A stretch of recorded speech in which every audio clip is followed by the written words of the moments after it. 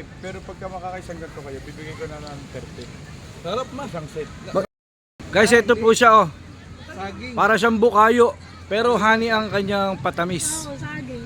Pinatot. Sige Isko natin. Isang 500. mura na yun. Tatlo nga lang. 100 eh. Kuya, ano pangalan mo?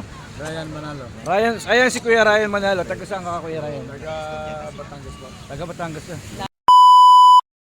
Guys, atin pong interview ng nagtitinda po ng buko makapuno vendor. Patsandaan na. Kuya, ano tawag dyan? Buko makapuno sir, buko makapuno. Buko makapuno With honey. with honey. Patsandaan. Buko makapuno with honey. Dagdag. Isang ganito, 25 pesos. Isang piraso, 25 pesos. Pumapatak na 25 pesos. Luto nyo, kuya, yung luto kayo Sir, nagluluto. inaangkat lang namin ito. Honey ang paalo yun, honey yung patamis. Honey sir, ang patamis, honey bake.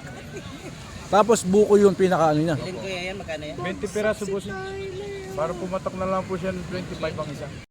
Guys, ito po siya oh. Saging. Para siyang bukayo, pero honey ang kanyang patamis. Oo, saging.